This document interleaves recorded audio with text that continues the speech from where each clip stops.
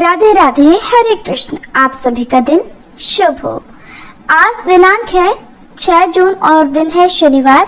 और आज आप सुनेंगे पुरुषोत्तम मास महात्म्य का 21वां अध्याय। उससे पहले जानिए आज के मुहूर्त के बारे में। आज षष्ठी तिथि सुबह तड़के 1:21 से शुरू होगी और अगले दिन सुबह 2:41 पर समाप्त होगी। ब्रह्म मुहूर्त सुबह 4:08 से 4:56 तक रहेगा। सूर्योदय होगा सुबह 5:44 पर। सूर्यास्त शाम 7:06 पर होगा। आज श्रवण नक्षत्र सुबह 6:03 तक रहेगा। बाद में धनिष्ठा नक्षत्र प्रारंभ होगा। राहु काल सुबह 9 बजे से 10:30 बजे तक रहेगा। इससे पहले की कथा सुनने के लिए आप सभी का बहुत बहुत धन्यवाद। अगर आपको कथाएं अच्छी लगती हो तो प्लीज वीडियो को भी लाइक जरूर कर दिया करें। अब सुनिए कल से आगे का महात्म्य। वाल्मीकि मुनि बोले कि इसके बाद फिर मूर्ति की प्राण प्रतिष्ठा करें। अगर प्राण प्रतिष्ठा नहीं की जाती है तो वह प्रतिमा धातु ही कही जाएगी, अर्थात उसमें देवता का अंश नहीं होता है। दाहिने हाथ से प्रतिमा के दोनों कपालों का स्पर्श कर हरि भगवान की उस प्रतिमा में प्राण प्रतिष्ठा अवश्य करें। प्रतिमाओं में प्राणों की प्रतिष्ठा न करने से सोने आदि का भाग पूर्व के समान सोने का ही रहता है, उसमें देवता वास नहीं करते हैं। हे पार्थिव, दूसरे देवताओं की प्रतिमा में भी देवत्व सिद्धि के लिए प्राण प्रतिष्ठा अवश्य ही करनी चाहिए। पुरुषोत्तम भगवान के बीज मंत्र से और तद्वीक्षणो परम पदम सदा, इस मंत्र से करना चाहिए। मंत्र वेदता उसी प्रकार प्रतिमा के हृदय पर अंगूठा रखकर लगातार हृदय में भी इन मंत्रों से प्राण प्रतिष्ठा को करे। इस प्रतिमा में प्राण प्रतिष्ठित हो, इस प्रतिमा में प्राण चलायमान हो, इस प्रतिमा की पूजा के लिए देवत्व प्राप्त हो, स्वाहा। इस तरह यजुर मंत्र को कहता हुआ मूल मंत्रों से, अंग मंत्रों से, वैदिक मंत्रों से सभी प्रतिमाओं में प्राण प्रतिष्ठा को करे, या फिर अच्छी तरह चतुर्ध्यंत नाम मंत्रों से स्वाहा पद अंत में जोड़कर फिर देवताओं का अनुसरण करता हुआ प्राण प्रतिष्ठा को करे। इस प्रकार प्राणों की प्रतिष्ठा करके श्री पुरुषोत्तम भगवान का ध्यान करे। श्री वत्स चिन्ह से चिन्हित वक्ष स्थल वाले, शांत नील कमल के दल के समान छवि वाले, 3 जगहों से टेढ़ी आकृति होने से सुंदर राधा जी के सहित पुरुषोत्तम भगवान का ध्यान करें।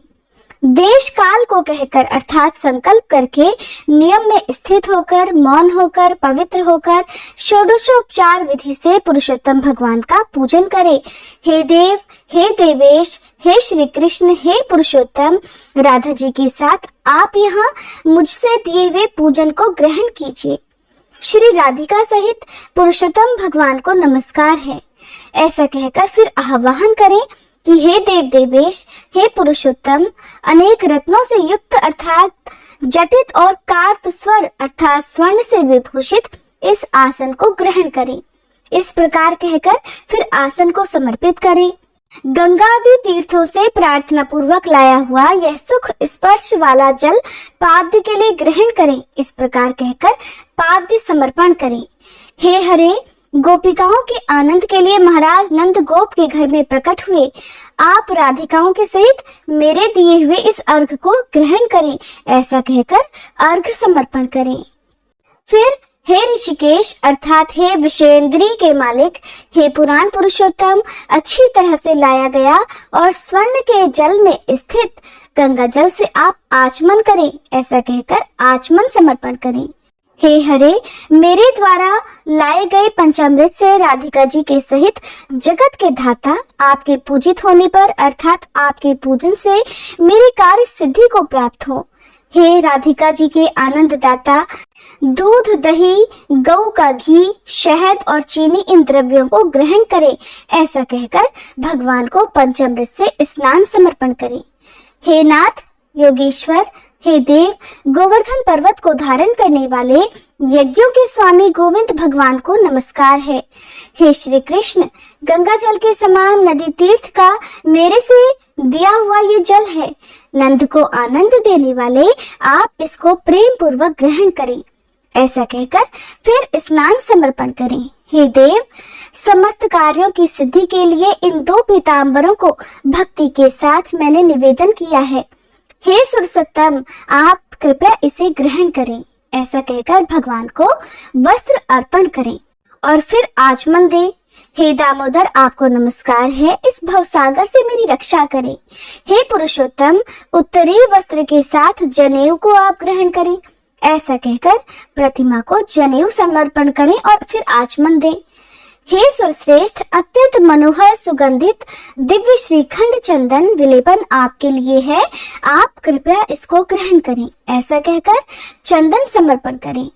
हे सुरश्रेष्ठ, केसर से रंगे हुए शोभामान अक्षतों को भक्ति से मैंने निवेदन किया है। हे पुरुषोत्तम, आप कृपया इसे ग्रहण करें। ऐसा कहकर फिर अक्षत समर्पण करें। हे प्रभु, मैं मालती आदि सुगंधित पुष्पों को आपके पूजन के लिए लाया हूँ, आप इनको ग्रहण करें। ऐसा कहकर पुष्प समर्पित करें। इसके बाद अंगों का पूजन करें।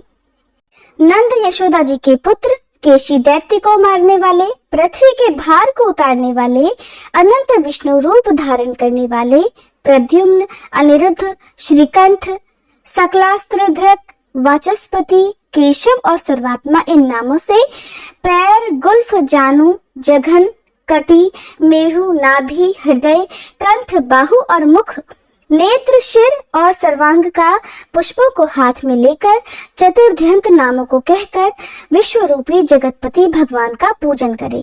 इस प्रकार प्रत्यंग का अर्थात प्रतिमा के हर अंग का पूजन कर फिर चतुर्ध्यंत केशव आदि नाम मंत्रों से एक एक पुष्प हाथ में लेकर पुरुषोत्तम भगवान का पूजन करें। दिव्य वनस्पतियों के रस से बना हुआ गंध से युक्त उत्तम गंध समस्त देवताओं के सूंघने के योग्य ये धूप है। हे प्रभु, कृपया इसे ग्रहण करें। ऐसा कहकर धूप समर्पित करें। हे भगवान, आप समस्त देवताओं की ज्योति हैं, तेजों में उत्तम तेज हैं, आत्म ज्योति के परम धाम यह दीप आप ग्रहण करें। ऐसा कहकर दीप समर्पित करें। हे देव, नैवेद्य को ग्रहण करें और मेरी भक्ति को अचल करें, इच्छा अनुकूल वर को दें और परलोक में उत्तम गति को दें। ऐसा कहकर नैवेद्य समर्पित करें, मध्य में जल समर्पित करें और आखिर में आचमन जल को फिर दें। हे ऋषिकेश, हे त्रैलोकी के व्याधियों को शमन करने वाले, अच्छी तरह से स्वर्ण के कलश में गंगा जल को लाया हूँ, इस जल से आप आचमन करें। ऐसा कहकर आचमन दें। आपके पास स्वर्ण की जगह पर जिस भी धातु अथवा मिट्टी का कलश हो, आपको उसी का ध्यान पूजा करते समय करना चाहिए। फिर हे देव, मैंने इस फल को आपके सामने स्थापित किया है, इसलिए मुझे जन्म जन्म में सुंदर फलों की प्राप्ति हो। ऐसा कहकर श्रीफल समर्पित करें। हे देव, हे परमेश्वर, गंध कपूर से युक्त कस्तूरी आदि से सुवासित इस हाथ की शुद्धि के लिए उबटन को ग्रहण करें। ऐसा कहकर करोड़वर्तन अर्थात हाथ की शुद्धि के लिए उबटन को समर्पित करें। हे देव, सुपारी से युक्त कपूर सहित मनोहर भक्ति से दिए गए इस तांबूल अर्थात पान को समर्पित करें। ऐसा कहकर तांबूल अर्पित करें। ब्रह्मा जी के गर्भ में स्थित अग्नि के बीज अनंत पुण्य के फल को देने वाला स्वर्ण आप ग्रहण करें और मेरे लिए शांति को दें। ऐसा कहकर दक्षिणा अर्पित करें।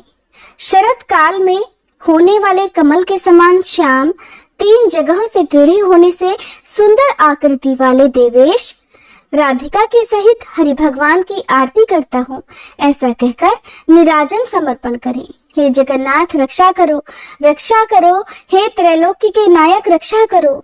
आप भक्तों पर कृपा करने वाले हो, मेरी प्रदक्षिणा को ग्रहण करें। ऐसा कहकर प्रदक्षिणा अर्थात परिक्रमा समर्पित करें। यज्ञेश्वर गण, देव यज्ञ के कारण यज्ञों के स्वामी गोविंद भगवान को नमस्कार है। ऐसा कहकर मंत्र पुष्पांजलि समर्पित करें। विश्वेश्वर, विश्वरूप, विश्व के उत्पन्न करने वाले विश्वस के स्वामी गोविंद भगवान को नमस्कार है, नमस्कार है। ऐसा कहकर भगवान को नमस्कार समर्पित करें। मंत्रहीनम क्रियाहीनम इस मंत्र से पुरुषोत्तम भगवान को क्षमापन समर्पण करके स्वाहंत नाम मंत्रों से प्रतिदिन तिल से हवन करें। पुरुषोत्तम मास पर्यंत अर्थात पूरे पुरुषोत्तम मास घी का अखंड दीप समस्त फल की सिद्धि के लिए और पुरुषोत्तम भगवान के प्रीत्यर्थम समर्पण करें। फिर प्रार्थना करें कि हे प्रभु, पूजन में कुछ भी कमी रह गई हो तो उसको संपूर्ण करके सुखपूर्वक रहें। इस प्रकार जो पृथ्वी तल पर अर्थात धरती पर मनुष्य शरीर प्राप्त करके पुरुषोत्तम मास के आने पर वैष्णव ब्राह्मण को आचार्य बनाकर मेघ के समान श्याम वर्ण वाले राधा जी के सहित श्री पुरुषोत्तम भगवान का हर्ष और भक्ति के साथ प्रतिदिन पूजन करेगा, वह इस पृथ्वी के अतुल समस्त सुखों को भोगकर बाद में परमपद हो जाएगा। इसके बाद राजा दृढ़धनवा ने पूछा कि हे तपोधन, पुरुषोत्तम मास के व्रतों के लिए विस्तार पूर्वक नियमों को कहिए। भोजन क्या करना चाहिए और क्या नहीं करना चाहिए, व्रती को व्रत में क्या मना है, विधान क्या है, कृपा पूर्वक इन सभी का विस्तार पूर्वक वर्णन कीजिए। तब वाल्मीकि मुनि ने जो कुछ भी कहा उसका वृतांत आप सभी अगले अध्याय में जरूर सुनिएगा। अब सुनिए सीता नित्यनेम की कहानी। ये कहानी सीता माता कहती थी और भगवान श्री राम इसे सुना करते थे। एक दिन भगवान को किसी काम से बाहर जाना पड़ गया तो सीता माता कहने लगी, प्रभु मेरा तो 12 वर्ष का नित्यनेम है और अब आप बाहर जाएंगे तो मैं अपनी कहानी किसे सुनाऊंगी। तब भगवान राम जी ने कहा कि तुम कुएं की पाल पर जाकर बैठ जाना और वहाँ जो औरतें पानी भरने आएंगी उन्हें अपनी कहानी सुना देना। सीता माता भगवान के कहे अनुसार कुएं की पाल पर जाकर बैठ गई।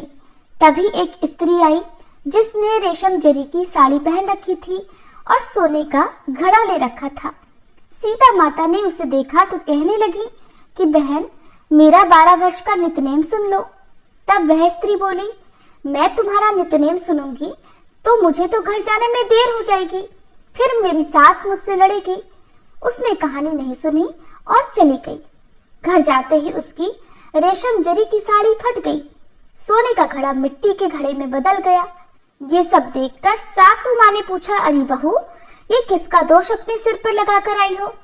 तब बहू ने कहा कि माँ जी, कुएं पर एक औरत बैठी थी, उसने कहानी सुनने के लिए कहा लेकिन मैंने नहीं सुनी, जिसका ये फल मुझे मिला है। अब बहू की बात सुनकर अगले दिन वही साड़ी और घड़ा लेकर सास कुएं की पाल पर गई। सास को वहीं पर सीता माता बैठी मिली तो सीता माता ने उससे भी कहा कि बहन, मेरी कहानी सुन लीजिए। सास बोली कि एक बार छोड़, मैं तो 4 बार कहानी सुन लूंगी।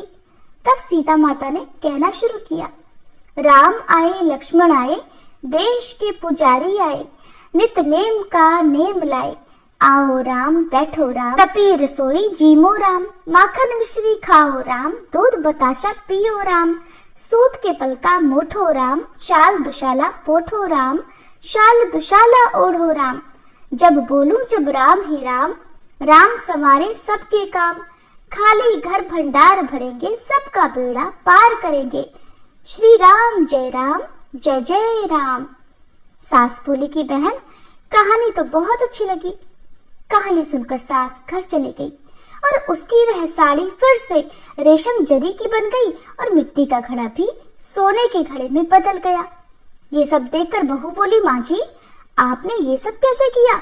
सास ने कहा, बहू, तू तो दोष लगा के आई थी और मैं अब दोष उतार कर आ रही हूँ। बहू ने हैरान होकर फिर पूछा कि तो माँ जी, वो कुएं वाली स्त्री कौन है। सास बोली, वे तो साक्षात सीता माता थी। वे पुराने से नया कर देती हैं, खाली घर में भंडार भर देती हैं, वह लक्ष्मी जी का वास घर में कर देती हैं, व्यक्ति की जो भी इच्छा हो उसे पूरा कर देती हैं। तब बहू बोली, माँ जी, फिर तो ऐसी कहानी मुझे भी सुना दीजिए। सास बोले कि ठीक है, तुम भी सुनो। फिर सास ने कहानी शुरू की। राम आए लक्ष्मण आए, देश के पुजारी आए, नित नेम का नेम लाए, आओ राम बैठो राम, तपी रसोई जीमो राम, माखन मिश्री खाओ राम, दूध बताशा पियो राम, सूत के पल का मोठो राम, शाल दुशाला पोठो राम, शाल दुशाला ओढ़ो राम, जब बोलूं जब राम ही राम, राम सवारे सबके काम, खाली घर भंडार भरेंगे, सबका बेड़ा पार करेंगे, श्री राम जय राम। कहानी सुनकर बहू बोली, माँ जी, कहानी तो बहुत अच्छी है, सास ने कहा ठीक है, अब तो हम इस कहानी को रोज कहा करेंगे। अब सास बहू रोज सवेरे उठती, नहाती धोती और पूजा करने के बाद नित्य नेम की सीता माता की कहानी कहती। एक दिन उनके यहाँ पड़ोस की एक औरत आई और बोली, बहन जरा सी आँच तो देना। तो वे बोली कि आँच तो अभी तक हमने जलाई ही नहीं। पड़ोसन ने पूछा, तो फिर तुम सुबह 4 बजे से उठकर कर क्या रही हो? उन्होंने बताया कि सुबह उठकर हम तो पहले पूजा करते हैं, फिर सीता माता की नित्य नेम की कहानी कहते हैं। पड़ोसन ने उनकी बात सुनकर फिर पूछा, सीता माता की कहानी कहने से तुम्हें क्या मिला? तब वे बोले कि इनकी कहानी कहने से घर में भंडार भर जाते हैं, सारे काम सिद्ध हो जाते हैं, मन की इच्छा भी पूरी होती है। पड़ोसन बोली कि बहन फिर तो ऐसी कहानी मुझे भी सुना दो। वह बोली ठीक है, तो फिर तुम भी ये कहानी सुन लो। राम आए लक्ष्मण आए, देश के पुजारी आए, नित्य नेम का नेम लाए। आओ राम बैठो राम, तपी रसोई जीमो राम, माखन मिश्री खाओ राम, दूध बताशा पियो राम, सूत के पल का मोठो राम, शाल दुशाला पोठो राम, शाल दुशाला ओढ़ो राम। जब बोलूं जब राम ही राम, राम सवारे सबके काम, खाली घर भंडार भरेंगे, सबका बेड़ा पार करेंगे। श्री राम जय जय राम। सारी कहानी सुनने के बाद पड़ोसन कहने लगी, बहन कहानी तो मुझे बहुत अच्छी लगी। अब वह पड़ोसन भी नित्यनेम सीता माता की कहानी कहने लगी। कहानी कहने से सीता माता ने पड़ोसन के भी भंडार भर दिए। अब तो पूरे मोहल्ले में नित्यनेम की कथा चल पड़ी और हर किसी की मनोकामना सीता माता की कृपा से पूरी होने लगी। हे सीता माता, हे जानकी माता, जैसे आपने उनके भंडार भरे वैसे ही हम सबके भी भरना। कहानी कहने वाले के, सुनने वाले के और हुंकार भरने वाले के भी। सभी प्रेम से बोलिए सीता माता की जय। आज आपको सुनाते हैं डमरू बजाने का प्रेरक प्रसंग और इसके पीछे छिपा रहस्य। एक बार की बात है, देवताओं के राजा देवराज इंद्र ने किसानों से किसी कारण से नाराज होकर 12 वर्षों तक वर्षा न करने का निर्णय लेकर किसानों से कहा कि अब आप लोग 12 वर्षों तक फसल नहीं उगा सकेंगे। सारे किसानों ने परेशान और व्याकुल होकर एक साथ इंद्रदेव से वर्षा करवाने की प्रार्थना की कि हे इंद्रदेव कृपा कीजिए, ऐसा मत कीजिए, कृपया हर वर्ष पर्याप्त वर्षा किया कीजिए। तब इंद्र ने कहा, यदि भगवान शंकर अपना डमरू बजा देंगे तो वर्षा हो सकती है। किसानों के बार बार विनती करने पर देवराज इंद्र ने किसानों को ये उपाय तो बताया, लेकिन साथ में गुप्त वार्ता करके भगवान शिव से भी ये आग्रह कर दिया कि आप किसानों से सहमत बिल्कुल मत होइएगा भोलेनाथ। इधर जब किसान देवराज इंद्र के बताए उपायानुसार भगवान शंकर के पास पहुँचे तो भगवान शंकर उनसे कहने लगे, क्योंकि देवराज इंद्र भी उनसे पहले आकर ही सहायता मांग चुके थे। भगवान शिव ने कहा, किसानों डमरू तो बजेगा लेकिन अभी नहीं, 12 वर्षों बाद। अब किसान निराश हो गए। तो किसान जब निराश हुए तो उन्होंने सोचा कि इन 12 वर्षों में अब कृषि तो होगी नहीं, खेत में अगर फसल उगाएंगे तो वो सूख जाएगी, व्यर्थ जाएगी, फसल भी नहीं उगेगी। तो इससे अच्छा है जब तक वर्षा नहीं होगी तब तक हम खेती ही ना करें। अब उन किसानों में से किसान ऐसा भी था जिसने खेत में अपना काम करना नहीं छोड़ा। सारे खेत वर्षा न होने के कारण बंजर हो चुके थे, धरती में दरारें पड़ चुकी थी। लेकिन एक वही किसान था जो नियमित रूप से पहले की तरह अपने खेत जोतता, निराई गुड़ाई करता, बीज बोता और खाद भी डालता। ये सारा दृश्य देखकर गांव के किसान उसका मजाक उड़ाने लगे कि भाई अभी तो अगले 12 वर्षों तक वर्षा का कोई नामो निशान नहीं है। और ये बात तो तुम भी जानते हो कि भगवान शिव ने भी स्वयं कहा है कि अगले 12 वर्षों से पहले तो डमरू बजेगा नहीं और वर्षा तभी हो सकती है जब भोलेनाथ अपना डमरू बजाएंगे। तो ऐसे में तुम बारिश न होने के बाद भी खेतों में आकर काम कर रहे हो, इससे तुम्हारा समय भी बर्बाद हो रहा है, तुम्हारी मेहनत भी बर्बाद हो रही है और तुम्हारा धन तो बर्बाद हो ही रहा है। लेकिन उस किसान ने पता है क्या कहा? उसने उन बाकी किसानों से कहा, हाँ आपकी बात सही है, मैं भी जानता हूँ कि 12 वर्षों तक फसल नहीं उगने वाली, वर्षा नहीं होने वाली, लेकिन मैं ये काम तो केवल अपने अभ्यास के लिए कर रहा हूँ, क्योंकि अगर 12 साल तक हम खेती नहीं करेंगे, हल नहीं चलाएंगे, गुड़ाई निराई नहीं करेंगे, तो मैं खेती किसानी का काम तो भूल जाऊंगा और फिर मेरे शरीर की मेहनत करने की आदत भी तो छूट जाएगी। और खेती के काम में तो किसानों को बहुत परिश्रम करना पड़ता है, इसलिए मैं तो ये सारी मेहनत केवल इसलिए कर रहा हूँ ताकि अगले 12 वर्षों बाद जब बारिश होगी तो फिर अपना काम करने में मुझे कोई कठिनाई ना हो। उसी समय भगवान शिव देवी पार्वती के साथ आकाश भ्रमण पर निकले हुए थे। देवी पार्वती ने भी उस किसान और अन्य किसानों के बीच की इस वार्ता को सुना। सारी बात सुनने के बाद देवी पार्वती भगवान शिव से विनम्र स्वर में बोली, प्रभु, देखा आपने, ये किसान अपने खेत में परिश्रम इसलिए कर रहा है ताकि ये लगातार 12 वर्षों तक वर्षा न होने के कारण कहीं अपनी मेहनत करना न भूल जाए, कहीं हल चलाना ना भूल जाए, कहीं खेती किसानी का काम ही ना भूल जाए। और आप हैं कि आप भी तो 12 वर्षों तक अपना डमरू न बजाने का निर्णय लेकर बैठे हैं, तो कहीं ऐसा ना हो प्रभु कि इन 12 वर्षों के बाद जब आप डमरू बजाना चाहें तो आप डमरू बजाना ही भूल जाएं। आप भी तो डमरू बजाना भूल सकते हैं। माता पार्वती की बात सुनकर अब भोलेनाथ भी चिंतित हो गए। ये देखने के लिए कि डमरू बज रहा है या नहीं, उन्होंने अपना डमरू उठाया और उसे बजाने का प्रयास करने लगे और तभी जोरदार आवाज के साथ डमरू बजना शुरू हो गया और देखते ही देखते आसमान में काली घटाएं छा गई, तेज बारिश शुरू हो गई और जो किसान अपने खेत में हर दिन नियम से काम कर रहा था, उसके खेत में भरपूर फसल आ गई, क्योंकि उसने अभी कुछ दिन पहले ही जुताई करके उसने अपने खेत में बीज बोए थे। अब वर्षा होने के कारण कुछ ही दिनों में उसके खेत में हरी भरी लहलाती हुई फसल खड़ी हो गई और बाकी के किसान जो केवल हाथ पर हाथ धरकर बैठे थे, ये सोच रहे थे कि अगले 12 वर्षों तक तो वर्षा नहीं होगी। और जब ये बात भली भांति पता है तो ऐसे में सूखे खेतों में भला परिश्रम करना और अपना समय बर्बाद करने से क्या फायदा होगा। अब वे किसान पश्चाताप करने लगे और उधर उस किसान को अपनी फसल का भरपूर लाभ मिला। जो किसान अपने मन में सकारात्मक सोच लेकर बैठा था।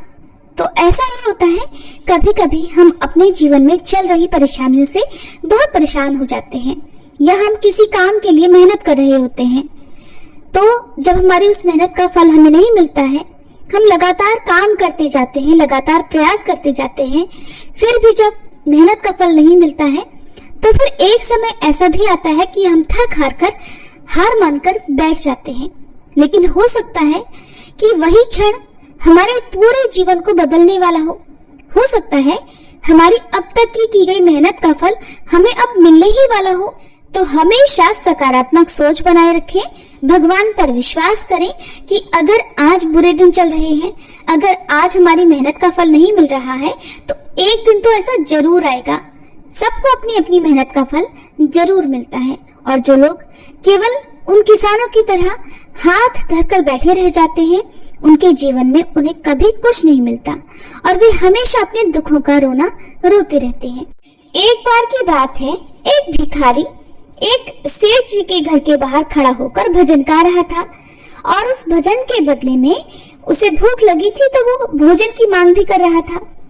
सेठानी बहुत देर से उसको कह रही थी कि अभी आ रही हूँ, अभी आ रही हूँ। उसके हाथ में रोटी तो थी, फिर भी वो कह रही थी कि रुको, अभी आ रही हूँ, अभी देती हूँ तुम्हें भोजन।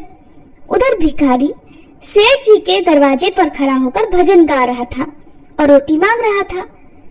सेठ भी अपने कमरे में से ये सारा दृश्य देख रहे थे। उनकी समझ में ये बात बिल्कुल नहीं आ रही थी कि क्या बात है, सेठानी तो हाथ में रोटी लेकर खड़ी है और दरवाजे पर भिखारी रोटी ही तो मांग रहा है, फिर आखिरकार ये दे क्यों नहीं रही। आखिरकार सेठ जी ने ही सेठानी से कहा, अरे भाग्यवान, रोटी हाथ में लेकर खड़ी हो और वो बाहर मांग रहा है और उससे कह रही हो आ रही हूँ, तो फिर भला उसे रोटी क्यों नहीं देती हो। सेठानी बोली, हाँ, रोटी तो दूंगी, पर क्या है ना कि उस भिखारी का भजन मुझे बड़ा प्यारा लग रहा है। वो इतने मधुर स्वर में गा रहा है और अगर मैं अभी उसको जाकर रोटी दे दूं तो वो भजन गाना बंद कर देगा और रोटी पाकर वो यहाँ से आगे बढ़ जाएगा। मुझे तो उसका भजन और सुनना है। तो प्यारे श्रोताओं, कभी कभी ऐसा होता है कि हम भगवान से किसी चीज को पाने के लिए लगातार प्रार्थना करते हैं। ये हमारी कोई कामना होती है तो भगवान के आगे हम हमेशा जिद करते हैं, उन्हें मनाते हैं, उनसे प्रार्थना करते हैं कि भगवान हमारी ये मनोकामना तो इस बार जरूर पूरी कर दो। लेकिन अगर बहुत प्रार्थना करने के बाद भी भगवान आपकी नहीं सुन रहे हैं तो ये समझ लीजिएगा कि उन सेठानी की तरह प्रभु को आपका प्रार्थना करना बहुत प्यारा लग रहा है। इसलिए प्रतीक्षा करो और प्रार्थना करते रहो। जीवन में चाहे कैसा भी समय आए, कितने भी दुख आए, कष्ट आए, पर भक्ति कभी मत छोड़ना। सोचिए जरा, क्या कभी ऐसा हुआ है कि आपको कोई दुख हो तो क्या आप भोजन करना बंद कर देते हैं? मान लिया भोजन करना आपने कुछ समय के लिए छोड़ दिया, लेकिन कब तक? एक समय तो आपको भोजन करना ही पड़ेगा। अभी नहीं, कुछ घंटे बाद, अगले दिन, कल, परसों, लेकिन बिना भोजन के आप नहीं रह सकते। तो क्या फिर जब बीमारी आती है तो आप तुरंत सांस लेना छोड़ देते हैं? नहीं ना। तो फिर जरा सा दुख मिलने पर या आपके लगातार प्रार्थना करने के बाद भी जब भगवान नहीं सुन रहे हैं तो फिर आप भजन करना क्यों छोड़ देते हैं? उन भगवान पर विश्वास करना क्यों छोड़ देते हैं? इसलिए आपको दो चीजें जीवन में कभी नहीं छोड़ना है, एक तो भजन करना और दूसरा भोजन करना। भोजन छोड़ दोगे तो जाहिर सी बात है शरीर में भक्ति करने की ही ताकत नहीं रहेगी, और अगर भजन छोड़ दोगे तो फिर कहीं के नहीं रहोगे। और आपने भी सुना होगा कि भूखे पेट भजन न होत कबीरा। इसलिए अपना पेट भी भरकर रखिए और भगवान की भक्ति में भी रमे रहिए। एक बार देवर्षि नारद भगवान विष्णु के पास वैकुंठ लोक गए और प्रणाम करते हुए कहने लगे, नारायण नारायण प्रभु, मुझे सत्संग की महिमा सुनने का बड़ा मन हो रहा है, कृपया आप मुझे सत्संग की महिमा भी सुनाइए। तब भगवान मुस्कुराते हुए बोले, नारद मेरी एक बात ध्यान से सुनो। यहाँ से कुछ ही दूरी पर इमली का एक पेड़ लगा हुआ है, आप वहाँ पर जाओ और वहाँ पर आपको एक रंगीन प्राणी मिलेगा। वो सत्संग की महिमा जानता है और वही तुम्हें समझाएगा भी। अब तो देवर्षि बड़े प्रसन्न हुए और खुशी खुशी उन्होंने नारायण भगवान को प्रणाम किया और इमली के पेड़ के पास गए और वहाँ पर उन्हें उस रंगीन प्राणी के रूप में गिरगिट मिला जो अपना रंग बदलता रहता था। उन्होंने गिरगिट को देखा तो उसी से बात करने लगे। अब वे जिस उद्देश्य से वहाँ पर आए थे, उन्होंने उस उद्देश्य के होते गिरगिट से सत्संग की महिमा के बारे में पूछा। लेकिन ये क्या हुआ, सवाल सुनते ही वो गिरगिट तो पेड़ से झट नीचे गिर गया और छटपटाते हुए उसने प्राण छोड़ दिए। ये देखकर नारद जी बड़े हैरान हुए। आश्चर्यचकित होकर वे वापस लौट कर आए और भगवान के सामने सारा वृतांत कह सुनाया। तब भगवान ने मुस्कुराते हुए कहा कि देवर्षि, इस बार तुम नगर के उस धनवान के घर जाओ और वहाँ पर जो तोता पिंजरे में दिखेगा, तुम उसी से सत्संग की महिमा पूछ लेना। नारद जी क्षण भर में वहाँ पहुँच गए और तोते से सत्संग का महत्व पूछा। और देखिए क्या हुआ कि थोड़ी ही देर बाद उस तोते की भी आंखें बंद हो गई और उसके भी प्राण पखेरु उड़ गए। अब इस बार तो नारद जी और भी घबरा गए।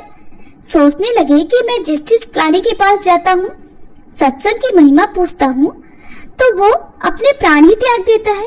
क्या कारण हो सकता है? अब वे दौड़े दौड़े भगवान श्री कृष्ण के पास पहुँचे। नारद जी कहने लगे, प्रभु, हे भगवान, ये क्या लीला है? क्या सत्संग का नाम सुनकर मरना ही सत्संग की महिमा है? भगवान हंसते हुए बोले, देवर्षि, अब ये बात आपको भी बहुत जल्दी समझ में आ जाएगी। इस बार तुम नगर के राजा के महल में जाओ और उसके नवजात पुत्र से अपना प्रश्न पूछो। नारद जी तो सुनते ही थर-थर कांपने लगे। वे सोच रहे थे कि पहले मैं भगवान के बताए अनुसार गिरगिट के पास गया, उससे महिमा पूछी तो वो तुरंत मर गया। फिर मैं तोते के पास गया, उससे सत्संग की महिमा पूछी और उसने भी तुरंत अपनी आंखें बंद कर ली। अब भगवान मुझसे कह रहे हैं कि एक राजा के अभी अभी एक पुत्र जन्मा है, तुम उसके पास जाकर पूछो। ऐसा न हो वह नवजात पुत्र भी अपने प्राण त्याग बैठे। तो देवर्षि कहने लगे, प्रभु अभी तक तो पक्षी ही अपने प्राण छोड़ रहे थे, और इस बार अगर वह नवजात राजपुत्र मर गया तो राजा तो मुझे जीवित नहीं छोड़ेगा। भगवान ने नारद जी को अभय दान दिया और कहा कि देवर्षि तुम जाओ। अब नारद जी किसी तरह घबराते हुए राजमहल में आए और वहां उन्होंने देखा कि राजा उनका बड़ा सत्कार कर रहा है। राजा ने देवर्षि का खूब स्वागत सत्कार किया, उन्हें आसन पर बिठाया। अब तक राजा की कोई संतान नहीं थी और इसलिए पुत्र के जन्म पर आज राजा और रानी बड़े प्रसन्न थे। पूरे राजमहल में, पूरे नगर में और जन्मोत्सव की जो खुशियां थी वो खूब धूमधाम से मनाई जा रही थी। अब देवर्षि नारद ने राजा से उनके पुत्र के बारे में पूछा। नारद जी को राजकुमार के पास ले जाया गया। पसीने से तर होते हुए देवर्षि नारद मन ही मन श्री हरि का नाम लेते हुए उस राजकुमार से सत्संग की महिमा के बारे में प्रश्न करने लगे। तो अब की बार क्या हुआ जानते हैं? वह नवजात शिशु हंस पड़ा और बोला, महाराज चंदन को अपनी सुगंध और अमृत को अपने माधुर्य का पता नहीं होता। ऐसे ही आप भी अपनी महिमा नहीं जानते, इसीलिए आप मुझसे पूछ रहे हैं। वास्तव में आप ही के क्षण मात्र के संग से मैं गिरगिट की योनि से मुक्त हो गया था, और हे देवर्षि आप ही के दर्शन मात्र से पता है तोते की शुद्र योनि से मुक्त होकर मैं इस समय मनुष्य योनि को प्राप्त कर सका हूँ, और आपके सानिध्य मात्र से ही मेरे जाने कितने जन्मों की योनियों के बंधन कट गए। और अब देखिए आपके दृष्टि मात्र से ही मैं सीधे मानव तन में ही नहीं पहुंचा बल्कि राजकुमार भी बन गया हूँ। और ये सत्संग का ही तो अद्भुत प्रभाव है। वह नन्हा सा बालक देवर्षि नारद के साथ मौन संवाद कर रहा था। हे ऋषिवर, अब आप बस मुझे आशीर्वाद दीजिए कि मैं मनुष्य जन्म के परम लक्ष्य को पा सकूं। नारद जी ने बड़े प्रसन्न होकर उस नवजात शिशु को आशीर्वाद दिया और भगवान श्री हरि के पास जाकर अब की बार सारा वृतांत कह सुनाया। भगवान नारायण ने कहा, सचमुच सत्संग की बड़ी महिमा है। संत का यही गौरव या तो संत जानते हैं या फिर उनके सच्चे प्रेमी भक्त। तो आपने सुनी सत्संग की महिमा। अब सुनिए कि भगवान से मिलन कैसे होता है। एक बार की बात है, एक छोटा सा बच्चा अक्सर भगवान से मिलने की जिद किया करता था। उसकी उम्र होगी यही कोई 4-5 वर्ष। उसे भगवान के बारे में कुछ भी नहीं पता था, लेकिन उसे भगवान से मिलने की इच्छा बड़ी भरपूर थी। और उसकी इच्छा तो ये भी थी कि वो एक समय एक बार कम से कम एक रोटी तो भगवान के साथ बैठकर खाए। एक दिन उसने अपनी थैली में 5-6 रोटियां रखी और निकल पड़ा भगवान को ढूंढने के लिए। चलते चलते वह नन्हा सा बालक बहुत दूर निकल आया। शाम का समय हो चला था। उसने देखा नदी के तट पर एक बुजुर्ग महिला बैठी हुई है, जिनकी आंखों में बहुत ही गजब की चमक थी। स्नेह उमड़ रहा था उनकी आंखों में, मानो किसी की तलाश भी थी, ऐसी उत्सुकता भी थी। और देखकर ऐसा भी लग रहा था जैसे शायद उसी के इंतजार में वो वहां बैठी हुई उसका रास्ता देख रही हो। वह नन्हा सा अबोध बालक बुजुर्ग माता के पास जाकर बैठ गया और अपनी थैली में से रोटी निकालकर खाने लग गया। फिर उसे कुछ समय बाद याद आया तो उसने सोचा, ये बूढ़ी माता पता नहीं कब से बैठी हुई है, भूख लग रही होगी इन्हें भी, चलो कुछ रोटियां मैं इनको भी दे देता हूँ। और उसने अपने नन्हे नन्हे हाथ एक बार फिर से थैले में डाले और इस बार अपने थैले में से कुछ रोटियां निकालकर उन बूढ़ी माता की ओर बढ़ाई। मुस्कुराकर बोला, मैया ये रोटी आप पालो, मेरे पास और भी है, अगर आपको भूख और लगे तो बता देना। बूढ़ी माता ने उस नन्हे से बालक से वो रोटियां ले ली और माता के झुर्रियों वाले चेहरे पर अब एक अजीब सी खुशी आ गई थी। उनकी आंखों में खुशी के आंसू भी उमड़ रहे थे। वह बच्चा उन बूढ़ी माई को देखे जा रहा था। जब बूढ़ी माई ने रोटी खा ली तो बच्चे ने सोचा, शायद अभी इनका पेट नहीं भरा है, एक और रोटी उसने उन बूढ़ी माई को दे दी। बूढ़ी माई अब बहुत खुश थी। उन्हें देखकर बच्चा भी खुश हो गया। अब दोनों आपस में बहुत प्रेम और स्नेह के साथ बातें करने लगे। धीरे धीरे रात घिरने लगी। ये देखकर वह बालक बोला, माई रात होने वाली है। अच्छा, अब मैं घर जा रहा हूँ। मैं घर जाऊं?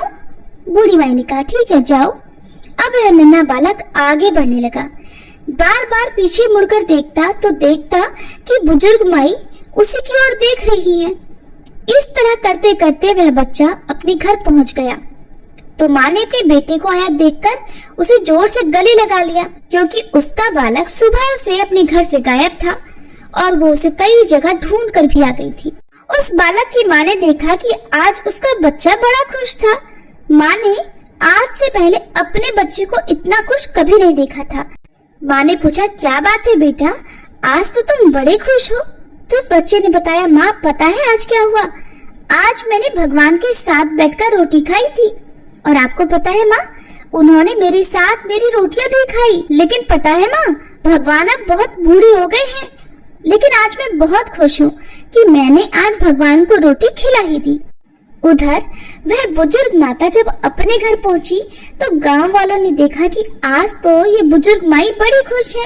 तो किसी ने उनके इतना खुश होने का कारण पूछा तो वह बूढ़ी माई बोली, क्या बताऊं, मैं 2-3 दिन से रोज नदी के तट पर अकेली बैठी रहती थी। सुबह से लेकर रात हो जाती थी, लेकिन मुझे कहीं से भोजन नहीं मिलता था। मैं भूखी बैठी थी और मुझे विश्वास था अपने भगवान पर कि भगवान आएंगे और मुझे खाना खिलाएंगे। और आज देखो भगवान आए और इतना ही नहीं, उन्होंने मेरे साथ बैठकर रोटी खाई। वो अपने साथ रोटियां रखकर लाए थे मेरे लिए, खुद भी खाई और मुझे भी बड़े प्रेम से खिलाई। और वो मुझे बार बार देखे जा रहे थे मुड़ मुड़ कर। उनका शायद जाने का मन नहीं था, लेकिन फिर भी जाते जाते वो पीछे मुड़ मुड़ कर मुझे देख रहे थे। बड़े मासूम है भगवान, छोटे से बच्चे की तरह दिखते हैं। क्या कभी आपने भगवान को देखा है? हाँ, आपने शायद देखा हो या ना देखा हो, लेकिन मैंने तो देखा है, क्योंकि भगवान तो बड़े मासूम बालक की तरह दिखते हैं। तो सुना आपने, है तो ये एक कहानी जो काल्पनिक है, लेकिन भाव कहानी के बड़े सच्चे हैं। भक्त अपने भगवान को जिस रूप में देखना चाहते हैं वो उसी रूप में उन्हें मिल भी जाते हैं। तो आज की ये कहानी अध्याय के रूप में आपको कैसी लगी कमेंट बॉक्स में जरूर बताइएगा। इस तरह के प्रेरक प्रसंग या कहानियां सुनाने का एक मोटिव ये भी रहता है कि आप सबके मन में जो भी आपके भगवान हैं, जिस भी रूप में आप उन्हें पूजते हैं, उनके प्रति आपके भाव और अधिक बढ़ जाए या आपके मन में भक्ति और बढ़ सके, आपके मन में जो भावनाएं हैं वो और अधिक प्रबल हो सके और पहले से भी अधिक आप अपने भगवान की सेवा पूजा कर सके। भगवान अपने भक्तों के घर में, उनके मन में हमेशा उपस्थित रहते हैं। अगर हम हर कण में भगवान को ढूंढेंगे तो वो हमें हर कण में अपनी लीलाएं रचाते हुए दिख ही जाएंगे। तो ये थी आज की कथाएं, आपको कैसी लगी कमेंट बॉक्स में जरूर बताइएगा। अब सुनिए श्री कृष्ण चालीसा पाठ और तुलसी माता की आरती। बंशी शोभित कर मधुर नील जलद तनु श्याम, अरुण अधर जनु बिंबा फल नयन कमल अभिराम, पूर्ण इंद्र अरविंद मुख पीतांबर शुभ साज, जय मन मोहन मदन छवि कृष्ण चंद्र महाराज, जय यदुनंदन जय जगवंदन, जय वसुदेव देवकी नंदन, जय यशोदास नंद दुलारे, जय प्रभु भक्तन के धृग तारे, जय नट नागर नागन थैया, कृष्ण कन्हैया धेनु चरैया, पुनि नख पर प्रभु गिरिवर धारो, आओ दीनन कष्ट निवारो, वंशी मधुर अधर धरि तेरी, होवे पूर्ण मनोरथ मेरो, आओ हरि पुनि माखन चाखो, आज लाज भारत की राखो, गोल कपोल चिबुक अरुणारे, मृदु मुस्कान मोहिनी धारे, रंजित राजीव नयन विशाला, मोर मुकुट वैजंती माला, कुंडल श्रवण पीत पट आछे, कटी किंकणी काछन काछे, नील जलज सुंदर तन सोहे, छवि लखी सुर नर मुनि मन मोहे, मस्तक तिलक अलक घुंघराले, आओ कृष्ण बांसुरी वाले, करी पय पान पूत नहीं तार्यो, अका बका कागा सुर मार्यो, मधुवन जलत अग्नि जब ज्वाला, भय शीतल लखित ही नंद लाला, सुरपति जब ब्रज चढ़े और साई, मसूर धार वारी वर्षाई, लगत लगत ब्रज चहन बहायो, गोवर्धन नख धारी बचायो, लखी यशोदा मन भ्रम अधिकाई, मुख मह 14 भुवन दिखाई, दुष्ट कंस अति उधम मचायो, कोटि कमल जब फूल मंगायो, नाथी काली यही तब तुम लीने, चरण चिन्ह दे निर्भय कीन्हे, करी गोपिन संग रास विलासा, सबकी पूर्ण करी अभिलाषा, केतिक महा असुर संग हार्यो, कंस ही केस पकड़ दे मार्यो, मात पिता की बंदी छुड़ाई, उग्र सैन कह राज दिलाई, मही से मृतक 6 सुत लायो, मातु देव की शोक मिटायो, भौमासुर मुर दैत्य संहारो, लाए 18 सहस कुमारो, दे भी नहीं तृण चीर संहारा, जरा सिंधु राक्षस कह मारा, असुर बकासुर आदिक मार्यो, भक्तन के तब कष्ट निवार्यो, दीन सुदामा के दुख टार्यो, कंदुल 3 मूठ मुख डार्यो, प्रेम की साग विदुर घर मांगे, दुर्योधन के मेवा त्यागे, लखी प्रेम की महिमा भारी, ऐसे श्याम दीन हितकारी, भारत के पारथ रथ हाके, लिए चक्र कर नहीं बल ताके, निज गीता के ज्ञान सुनाए, भक्तन हृदय सुधा वर्षाए, मीरा थी ऐसी मत वाली, विष पी गई बजा कर ताली, राणा भेजा सांप पिटारी, शालिग्राम बने बनवारी, निज माया तुम विधि ही दिखायो, उरते संशय सकल मिटायो, तब शत निंदा करि तत्काला, जीवन मुक्त भयो शिशुपाला, जब ही द्रौपदी टेर लगाई, दीनानाथ लाज अब जाई, तुरत ही वसन बने नंद लाला, बढ़े चीर भय अरि मुह काला, असनाथ के नाथ कन्हैया, डूबत भंवर बचावत नैया, सुंदर दास आस उरधारी, दया दृष्टि की जय बनवारी, नाथ सकल मम कुमति निवारो, क्षमहु बेगी अपराध हमारो, खोलो पट अब दर्शन दीजे, बोलो कृष्ण कन्हैया की जय, बोलो कृष्ण कन्हैया की जय, बोलो कृष्ण कन्हैया की जय। ये 40 कृष्ण का पाठ करे और धारी, अष्ट सिद्धि नवनिधि फल लहे पदार्थ चारी। बोलो श्री कृष्ण भगवान की जय। तुलसी महारानी नमो नमो, हरि की पटरानी नमो नमो, धन तुलसी पूरण तप कीनो, धन तुलसी पूरण तप कीनो, शालिग्राम बनी पटरानी नमो नमो, तुलसी महारानी नमो नमो, जाके पत्र मंजरी कोमल, जाके पत्र मंजरी कोमल, श्रीपति कमल चरण लपटानी नमो नमो, तुलसी महारानी नमो नमो। धूप दीप नैवेद्य आरती, धूप दीप नैवेद्य आरती, पुष्पन की वर्षा वर्षानी नमो नमो। तुलसी महारानी नमो नमो।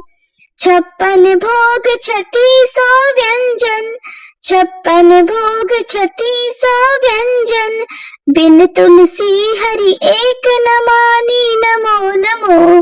बिन तुलसी हरि एक न मानी नमो नमो। तुलसी महारानी नमो नमो। सभी सखी मैया तेरो यश गावे, सभी सखी मैया तेरो यश गावे, भक्ति दान दीजे महारानी नमो नमो। तुलसी महारानी नमो नमो। हरि की पटरानी नमो नमो। तुलसी महारानी नमो नमो। तुलसी मैया की जय।